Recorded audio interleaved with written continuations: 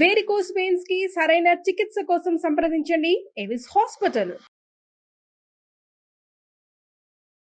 గోధూళి దూసరిత కోమల గోపవేశం గోపాల బాలక శతైరనుగమ్యమానం సాయంతనే ప్రతిగృహం పశుబంధనార్థం గచ్చంతమచ్యుత శిశుం ప్రణతోస్మి నిత్యం. భాగవత కథాసుధకి స్వాగతం. ఇంద్రుడు గోకులం మీద కోపంతో సంవర్తకములనే మేఘాలని, ప్రళయకాలంలో మాత్రమే వదిలిపెట్టే మేఘాలని ఈ గోకులం మీదకి వదిలిపెట్టి మీ ఇష్టారాజ్యంగా వాన కురిపించండి, మీ వెనకాల మరుత్తులు వస్తారు, నేను కూడా ఐరావతాన్ని ఎక్కి వస్తాను, వీళ్ళ సంగతి ఏమిటో చూద్దామన్నాడు. అనేసరికల్లా ఏముంది, వదిలిపెడితే చాలు, నీకు అవకాశం ఇస్తున్నాను, రెచ్చిపోంటే ఎవరైనా సరే అవకాశం ఉన్నంత మేరకు వెళ్ళిపోతారు ముందుకి. ఈ సంవర్తక మేఘాలు కారుమబ్బులు కమ్ముకున్నాయి గోకులం మీద. ఉన్నట్టుండి విపరీతమైన మేఘాలు, పెద్ద జంఝామారుతాలుగా గాలి, ఆ తర్వాత ఏనుగు తొండంతో కురిపిస్తుందా అనేటువంటి పెద్ద విపరీతమైన వాన, అక్కడి నుంచి గాలికి తోడుగా శిలలు రాలి పడుతున్నాయేమో అనిపించేంత పెద్ద పెద్ద వడగళ్ల వర్షం. వడగళ్ల వాన అంటే ఏదో ఉన్నట్టుండి ఎర్రటి ఎండ సడన్గా ఒక్కసారి వాన వచ్చి 1 గంట 2 గంటలు కురిసి ఆగిపోతుంది, తర్వాత ఇంకా పడ్డానికి ఏం ఉండదు. కాకపోతే వీళ్ళు ఎట్లా చేశారంటే ఇలా రోజుల తరబడి రాళ్ల వర్షం పడుతూ ఉండటమే. ఈ శిలల పైనుంచి చిన్న చిన్న వడగళ్ళు పడితేనే మొక్కమోడు సర్వనాశనం అయిపోతాయండి, పంటలు సర్వనాశనం అయిపోతాయి, అదురు వచ్చేస్తుంది జంతువుల్లో. గోవులు అవి పాలివ్వవు, దూడలను కూడా ఎగదన్నేస్తాయి, వాటికి కూడా పాలివ్వవు, అదురు వస్తుందన్నమాట. ఆ రాయి పడ్డప్పుడల్లా కొన్ని రాళ్ళు మీద పడుతుంటే ఆ చల్లదనాన్ని తట్టుకోలేకపోతాయి. విపరీతమైన గాలి, వాన, చలి, ఈ శిలావర్షం కురుస్తున్నటువంటి ఈ వడగళ్ళ వానతోటి గోకులంలో జనం అంతా బెంబేలెత్తిపోయారు. ఇంద్రాదులు అప్పుడు ఏమనుకున్నాడంటే కృష్ణుడు, గోకుల వాసులు ఏం చేశారు, అందరూ గోవులతో సహా కృష్ణుడిని శరణుజొచ్చారు. నువ్వు ఇంద్రుడికి యజ్ఞం వద్దన్నావు, నువ్వు చెప్పినట్టుగా ఈ యాగం చేసేసరికల్లా ఇగో ఈ ఉత్పాతం వచ్చింది, ఇప్పుడు ఏం చెయ్యాలని కృష్ణుడిని శరణుజొచ్చారు. వాళ్ళు రాజు దగ్గరికి వెళ్ళల, నందుడి దగ్గరికి. కృష్ణుడి దగ్గరికి ఎందుకు వచ్చారంటే అతను అతిమానుషమైన చాలా క్రియలు చేస్తున్నాడు. అప్పటికి ఎంతమందో రాక్షస సంహారం చేశాడు, ఎన్ని విధాలైన మాటలు, అతని ప్రతి చేష్ట ఒక దివ్యమైన చేష్టగానే తెలుస్తూ ఉంది. దాంతో అందరూ అతని పాదాలు శరణుజొచ్చారు. ఏదో ఒకటి ఉపాయం చేయమంటే ఈయన ఏమనుకున్నాడంటే, ఇంద్రాదులు మేము లోకాలను పాలిస్తామనే బలంతో గర్వించి ఉన్నారు. దేవతలంటే సాత్విక ప్రవృత్తితోటి ఉండాలి, వాళ్ళకి ఇట్లాగా రాజసిక ప్రవృత్తి, తామసిక ప్రవృత్తి ఉండకూడదు. నేనే అని అనుకోకూడదు, మొదటిది అంతా నేనే, నా వల్లే ఇది నడుస్తుంది అనకూడదు, నన్ను కాదని వాడిని అంతు చూస్తాను అనకూడదు. ఒకటి రాజసిక ప్రవృత్తి, రెండోది తామసిక ప్రవృత్తి. నా అంత వాడిని నేనేనని గర్వించడం రాజస ప్రవృత్తి. గర్విస్తూ ఉంటే ఒక రకం, ఎవరైతే నా మాట కాదంటాడో, ఎవడైతే నన్ను కాదంటాడో వాడు అంతు చూడాల్సిందేనని అనుకోవడం ఆసురీ ప్రవృత్తి, తామసిక ప్రవృత్తి అవుతుంది. దేవతలకు ఇలాంటిది తగునా? దిక్పాలకులు వాళ్ళ మీద కదా ప్రపంచమంతా ఆధారపడి ఉంటుంది. వాళ్ళు సజావైన సాత్వికమైన వర్తనతోటి ఉంటే సాటి మానవులందరూ సాత్విక వర్తన నేర్చుకుంటారు. ఇట్లా బలగర్వం, అధికార గర్వం, ధనగర్వంతో మదించి వాళ్ళు ఇష్టారాజ్యంగా ప్రవర్తిస్తే మిగిలిన వాళ్ళంతా చేసేదేమిటి? అదే చేస్తారు. అందుకని ఏమనుకున్నాడు, సన్మార్గం తప్పిన దేవేంద్రుడికి నేను ఇప్పుడు గర్వభంగం చేస్తాను. అతనికి కావాల్సింది అదే, గర్వం భంగం అయిపోవాలి అంతే. ఈ గోకులాన్ని నా కుటుంబంగా స్వీకరించాను, దీన్ని ఇంద్రాదుల దాడి నుంచి, ఇంద్రుని యొక్క దాడి నుంచి పూర్తిగా రక్షించి తీరుతానని భావించాడు కృష్ణుడు. అక్కడి నుంచి ఏం చేశాడు, గోవర్ధన పర్వతం దగ్గరికి వెళ్ళాడట. వెళ్ళి చిన్నపిల్లవాడు పుట్టగొడుగుని పెకలించినట్టుగా ఆ పర్వతాన్ని ఒక్క చేత్తోటి పెకలించాడు, పైకి లేపాట. దానిని అదే చేతి మీద, ఏ చేత్తో పెకలించాడో అదే చేతి మీద దాన్ని ఇట్లా నిలబెట్టేసరికి నిలబెట్టి పిలుస్తున్నాడు, గోకులవాసురారా అందరూ రండి, మీ గోవ సంపదతోటి ఈ పర్వతం కింద ఏర్పడిన పల్లంలోకి రండి. పర్వతాన్ని పెకలించేసరికల్లా దానికి లోతుగా ఉంటుంది కదా, దాని మొదలు అది గొయ్యిలాగా అవుతుంది. ఆయన గోతులోనే నిలబడి ఉన్నాడు, పల్లంలోకి రమ్మంటున్నాడు. ఈ పర్వతం నా చేతి నుంచి పడిపోతుందేమోనని భయపడకండి, ఇక్కడ మీకు వర్షం వల్ల భయం కానీ గాలి వల్ల బాధ కానీ ఉండదు, వాన గాలి మిమ్మల్ని బాధించవు, ఇందులోకి వచ్చేసేయండి అన్నాడు. ఈయన పోతన గారిది మహాద్భుతమైన పద్యం ఉందండి, మహా బాగుంటుంది.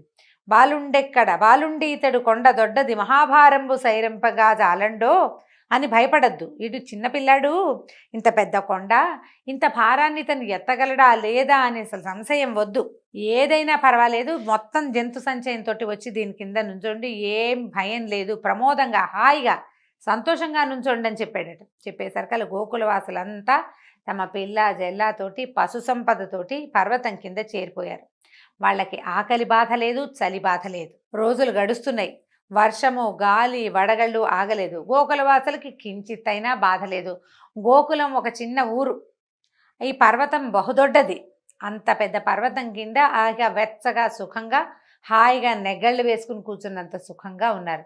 ఆకలి బాధ లేదు, చలి బాధ లేదు. చలి లేదు, ఆకలికి ఏముంది, కుటుంబం అంతా ఇక్కడే ఉంది. ఆవులు లోపలే ఉన్నాయి. ఏమైనా 4 రాళ్ళు పెట్టి పొయ్యి వెలిగించుకుని మంట చేసుకుని తిన్నారో ఏమో వాళ్ళు. లేదా భగవన్మాయా విలాసంతో ఆకళ్ళు దప్పులు లేనే లేవు, స్థిమితంగా ఉండిపోయారు. అయితే ఏమైంది, గోకులవాసులు ఆశ్చర్యపోయి చూస్తూనే ఉన్నారు. ఏమిటి రోజులు గడిచిపోతున్నాయి, తెల్లారిపోతుంది, రాత్రి అయిపోతుంది. వారం రోజులు గడిచిపోయినాయి. కృష్ణుడు కదలకుండా మెదలకుండా నిలబడ్డాడు. ఏ శ్రమ లేదు. గొడుగు పట్టుకున్నంత సింపుల్గా ఈ కొండని గొడుగల్లే ఎత్తేసేసాడు. వారం రోజులు ఎడతెరపి లేకుండా వర్షం పడినా గోకులంలో ఎవ్వరికీ కించిత్తు బాధ కానీ నష్టం కానీ కలగలేదు. వాన వల్ల ఇబ్బందులు చాలా ఉంటాయండి. వ్యవసాయదారులు, పశు ఆధారిత కుటుంబాల వాళ్ళు నిజంగా ప్రత్యక్ష నరకం వర్షాకాలం వస్తే. ఇది పల్లెటూళ్ళలో ఉన్న వాళ్ళందరికీ తెలుస్తుంది. గొడ్లు పాలు ఇవ్వవు. సాయంకాలం అయ్యేసరికి ఈగలు ముసిరిపోతాయి. చలి, వర్షం వల్ల పరమ చీదరగా ఉంటుంది. ఆ దొడ్లు అవన్నీ శుభ్రపడవు, తెరిపి ఉండదు. ఆవుల పాలు, గేదెల పాలు ఏవి పాలివ్వవు. విసుగు పుట్టిపోతుంది. తర్వాత వీళ్ళు వంట చేసుకోవడానికి ఏ రకమైన సాధనాలు దొరకవు. అన్నీ తడిసిపోయి ఉంటాయి. నిప్పు రాజుకోదు ఎప్పటికీ. ఆహారం వంట చేసుకోవటం కష్టం. చిన్న పొన్న ఇళ్ల వాళ్ళు మరీ అవస్థ పడతారు. అసలు పశువుల మీదే ఆధారపడి ఉండే వాళ్ళకి ప్రత్యక్ష నరకమే తీవ్రమైన వర్షాకాలం. మిగిలిన కాలాలు ఒక రవ నయం. చలి రోజుల్లో కూడా కొంచెం మార్గశీర్షంలో కూడా ఒక రవ ఇబ్బందిగానే ఉంటుంది. వాన వస్తే మరీ ఇబ్బంది అనమాట. అయితే ఎంత వాన పడినా వీళ్ళకి ఏమీ అవ్వలేదు. అయితే ఇంద్రుడు తెలుసుకున్నాడు, తనని మించిన శక్తి ఏదో గోకులాన్ని రక్షిస్తోంది. అదేదో అర్థమైంది తనకి. తను కాదు, తన వల్ల కాదు, తను ఏమీ చేయలేడు వీళ్ళని. తనని మించిన ఒక శక్తి వీళ్ళకి రక్షణ వలయంగా ఉందని తాను ప్రదర్శించి విఫలమైన దర్పాన్ని తలుచుకుని సిగ్గుపడ్డాడు. ఆయన అహంకారం నశించిపోయింది. ఎక్కడో పొరపాటు చేశాను అనుకున్నాడు. వెంటనే ఏం చేశాడు, ఈ సంవర్తక మేఘాలని వెనక్కి పిలిచేశాడు. వారం రోజుల వాన తర్వాత మేఘాలను వెనక్కి పిలిపించి బంధించేశాడు. సహస్ర కిరణాలతో ఎప్పుడైతే సంవర్తక మేఘాలు వెనక్కి వెళ్ళిపోయినాయో సూర్యుడు వచ్చేసాడు. ఈ 1000 కిరణాలతోటి సూర్యుడు గోకులం నిండా సూర్యకాంతితో నింపేశాడు. ఇంద్రుడి మనసులోని అహంకారం అనే చీకటి కూడా నశించి జ్ఞానమనే వెలుగు సూర్యుడు ఉదయించాడు. బుద్ధి తెలిసిందనమాట ఇతనికి. గోకులవాసుల హృదయంలో కృష్ణుడంటే ప్రేమ, ఆరాధన ఇబ్బడి ముబ్బడిగా ఇనుమడించాయి. అసలు ఎంత గొప్పవాడు!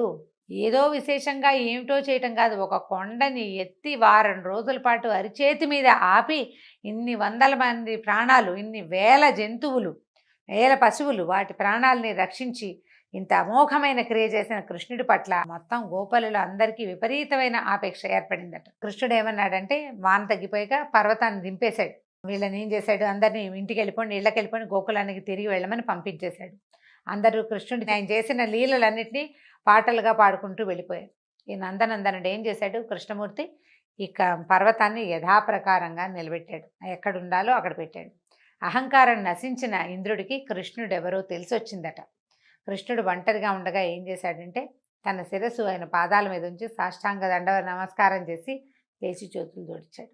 వీళ్ళంతా ఎవరి దారిని వాళ్ళు వెళ్ళిపోయాక ఆయన వచ్చాడనమాట. ఇంద్రుడు వెనకాల ఐరావతంతో వచ్చి నమస్కారం చేశాడు. చేసి, ప్రభు, ఐశ్వర్య మదంతో నేను చాలా పెద్ద అపరాధం చేశాను. రక్షించవలసిన వారు ఉత్తములు, నిస్సహాయులు అయినటువంటి ఈ గోకులవాసుల పట్ల చాలా అపచారం చేశాను. గోకులవాసుల వల్లే భగవంతుడు భూలోకంలో సురక్షితంగా ఉన్నాడు. అది వాళ్ళ గొప్పతనం అని చెప్పడానికి వీల్లేదు, కానీ అదే కదా ఇక్కడ జరుగుతోంది. వాళ్ళే అతన్ని పసివాడినిగా కాచి కాపాడారు.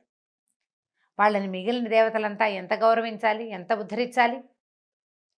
అలాంటి వాళ్ళకి నేను ఇలాంటి పెద్ద అపచారం చేశాను. వాళ్ళు పైగా ఉత్తములు, నిస్సహాయులు, వాళ్ళకి ఇంకేమీ తెలియదు. ఆ పశుపాలన చేసుకోవడం, పిల్లల్ని చూసుకోవడం తప్పిస్తే ఏమీ తెలియదు.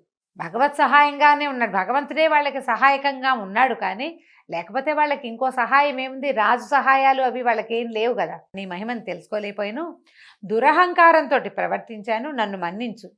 నా మనసు మరొక్కసారి ఇలాంటి అహంకారానికి లోను కాకుండా నన్ను రక్షించు. ఒకసారి వచ్చింది, బుద్ధి వస్తుందా? చాలామందికి, వ్యక్తులకి కూడా ఒక్కసారి పళ్ళు రాలితే బుద్ధి రాదు. ఎన్నిసార్లు మళ్ళీ అదే ప్రవృత్తికి లోనవుతుంటారు, అదే దుష్ప్రవర్తన చేస్తూ ఉంటారు. ఒకసారి ఇలా జరిగింది ఇంకోసారి చేయకుండా ఉందామని అనిపించదు. కొన్నాళ్ళు పోయాక ప్రజలు మర్చిపోతారు, వాళ్ళు మర్చిపోతారు, మళ్ళీ దిగుతారు చేయకూడని పనుల్లోకి. నన్ను ఇలా దురహంకారానికి గురి కాకుండా రక్షించమని ప్రార్థించాడు. సర్వలోకేశ్వరేశ్వరుడివి, సమస్త లోకాలను సృష్టించిన తండ్రివి, పరమాత్మవి అయిన నిన్ను శరణు వేడుతున్నానని పూర్తిగా శరణాగతిని పొందాడు ఇంద్రుడు. అప్పుడు కృష్ణుడు గంభీరంగా ఇట్లా సమాధానం చెప్పాట, దేవేంద్ర, అధికారము దానివలన ఐశ్వర్యము రాగానే సాధారణంగా ఆ అధికారంతోనే వచ్చే బాధ్యతలు మనసులో మరుగుపడిపోతాయి.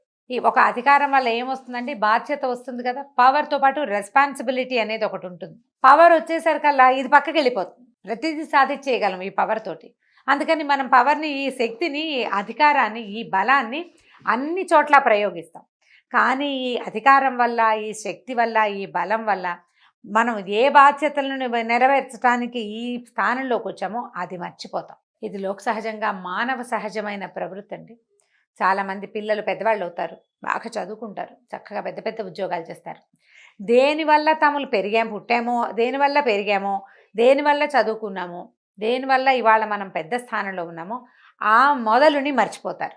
దానికి ఇవ్వాల్సిన గౌరవం ఇవ్వరు. కొంతమంది మర్చిపోతారు, కొందరు మరొకపోయినా దానికి ఇవ్వాల్సిన సముచిత స్థానము, గౌరవము ఇవ్వరు. నువ్వు ఇవ్వనిది నీకు ఎక్కడా దొరకదు. నువ్వు ఏది ఇస్తావో అదే తీసుకోగలుగుతావు. నువ్వు గౌరవ మర్యాదలు ఇవ్వవలసింది నీ మొదలుకి, నువ్వు ఎక్కడి నుంచి వచ్చావో అక్కడికి. ఇంతకుముందు మనం విన్నాం, వృత్తిని కూడా గౌరవించాల్సిందే. ఏ వృత్తి నీకు అన్నం పెడుతుందో ఆ వృత్తినే ముందు పూజించాలని చెప్తున్నాడు భగవానుడు. అధికారం వచ్చేసరికల్లా, మనకు ధనం వచ్చేసరికల్లా బాధ్యతలు మర్చిపోతాం. దీనివల్ల మనం ఏం చేయొచ్చో ఆలోచిస్తాం, కానీ అసలు చేయవలసింది ఏమిటి అనేది వ్యక్తులకు అసలు జ్ఞాపకమే ఉండదు. అది గుర్తు చేసుకోమని చెప్తున్నాడు ఈయన. నీ విషయంలో కూడా అదే జరిగింది. నీ గర్వం తగ్గించాలనే ఇలా చేశాను. మీ లోకపాలుడు అందరూ కూడా, అంటే ఈయనతో పాటు ఇంకా లోకపాలకులు ఉన్నారు కదా, అష్టదిక్పాలకులు, వాళ్ళంతా ఈ దురహంకారం విడిచి మీ బాధ్యతల్ని సక్రమంగా నెరవేర్చండి అని చెప్పాడు. స్వర్గం నుంచి ఇంద్రుడు బయలుదేరే సమయానికే గోలోకం నుంచి కామధేనువు కూడా బయలుదేరిందట. కామధేనువు కూడా వచ్చింది ఆయనతో పాటు. ఇప్పుడు ప్రభు నిన్ను ఇంద్రుడిగా అభిషేకించమని బ్రహ్మ నన్ను పంపాడు, నీకు అభిషేకం చేయడానికి నాకు అనుమతినివ్వమని అడిగిందట కామధేను. కృష్ణుడు ఒప్పుకున్నాడు. ఆ కామధేను ఏం చేసిందట, తన క్షీరంతో, కామధేను పాలతోటి కృష్ణుడికి అభిషేకం చేసింది. అదే సమయంలో ఐరావతం తన తొండంతో నింపుకొచ్చినటువంటి ఆకాశగంగా జలాన్ని పైన చెమ్మి కృష్ణుడిపైకి జల్లుగా పడేలాగా అభిషేకం చేసింది. నారదాది ఋషులందరూ అక్కడికి చేరారట. ఇది ఒక లోకోత్తరమైన కార్యం కదండి. గోవర్ధనోద్ధరణం అంటే వ్యక్తులని రక్షించడానికి భగవంతుడు తనంతట తను పూనుకోవటం. శరణాగతిని పొందిన వాడిని రక్షించడానికి భగవంతుడు బాలుడి రూపంలో ఉన్నా కూడా ఆయన చెయ్యని క్రియ లేదు. మనకి ప్రార్థించటం రావాలంతే. ఆ ప్రార్థన త్రికరణ శుద్ధిగా ఉండాలి. భాగవతంలో ఎన్నో కథలు ఇలాంటివి కనిపిస్తాయండి. నిష్కామంగా త్రికరణ శుద్ధితోటి భగవంతుడిని పూజించిన వాళ్ళు, ధ్యానించిన వాళ్ళకి భగవంతుడు అట్లా ప్రత్యక్షమైపోతాడు. మనం గజేంద్ర మోక్షం కథలో అదే చూస్తాం, ప్రహ్లాద చరిత్రలో అదే చూస్తాం, ధ్రువోపాఖ్యానంలో అదే చూస్తాం. ఎన్ని కథలలోనో ఇదే విషయం కనపడుతూ ఉంటుంది. మనం ఎంత తెలుసుకున్నా విష్ణుమాయ వల్లనండి, మాయ వల్లనండి, ఎంతసేపు భగవంతుడు ఒకడు ఉన్నాడని, అతనే మన తలపైన గొడుగని మర్చిపోతారు జీవులు. ఎప్పుడో గుర్తొస్తుంది, అప్పుడు కొంచెం తీసుకుంటాం, మాయను తొలగించుకుని కొంచెం ప్రయత్నం చేస్తాం, మళ్ళీ మాయమన్నీ ఆవరిస్తుంది. మనని ఆవరించిన మాయని తొలగించుకోవటమే తక్షణ కర్తవ్యంగా మానవులు చేయాలని చాలా చోట్ల చెప్పబడుతుంది. అక్కడి నుంచి వీళ్ళు ఏం చేశారు, యాదవ శ్రేష్ఠుడైన కృష్ణుణ్ణి దేవేంద్రుడు గోవిందుడు అనే పేరుతోటి సత్కరించాడు. గోవులని కాపాడాడు, గోపాలుని కాపాడాడు. కాబట్టి గోవింద నామధేయంతో ఈ ఇంద్రుడు కృష్ణ పరమాత్మకి అభిషేకం చేసి దేవతలందరూ, ఇంకా ఎవరెవరు వచ్చారు, నారదాది ఋషులందరూ గోవింద గోవింద అని కృష్ణుణ్ణి వేణోళ్ళ పొగిడారట. ఇప్పుడు ఈ గోవింద నామధేయం ఏంటంటే గాం విందతీతి గోవింద అని. ఈ మనని తెలుసుకుంటా, మనల్ని రక్షిస్తాడు. ఇప్పుడు పశువుని రక్షిస్తాడు అంటే, పశువు అంటే మనం కూడా పశువులమేనండి. ప్రతి జీవి పశువే, జీవులని రక్షించేవాడు గోవిందుడు. అందుకని పదే పదే గోవింద నామధేయంతో మనం పిలవాలంటారు. కలిలో మనం పూజించే వెంకటనాయకుడిని గోవింద నామధేయంతో ఎందుకు పిలుస్తారంటే, ప్రతి జీవిని రక్షించటమే నీ కర్తవ్యం, ప్రతి జీవిని రక్షించటమే నీ లక్షణం, ప్రతి జీవిని రక్షించటమే నీ శక్తి నాయన. అందులో మమ్మల్ని కూడా చేర్చుకో. ఇప్పటిదాకా ఎన్నో తప్పులు చేసి ఉంటాం, ఎన్ని పొరపాట్లో చేసాం, ఎంతో కర్మని అనుభవించాం. ఎన్నో కర్మలు చేసాం, ఇంకా ఎన్ని జన్మలు ఎత్తాలో తండ్రి, దీంతోటి ఆపు, ఈ జన్మతోటి మమ్మల్ని ఉద్ధరించు, మమ్మల్ని చేదుకో, నీ దగ్గరికి లాక్కో, మళ్ళీ పుట్టవలసిన అవసరం లేకుండా మమ్మల్ని బతికించు, అంటే శాశ్వతమైన స్థానానికి మమ్మల్ని చేర్చమని అడగటం కోసమే గోవిందనామధేయాన్ని పదే పదే పలకమని చెప్తారు. ఈ గోవిందనామధేయంతో ఈరోజు భాగవత కథాసుధ సమాప్తం. నమస్కారం.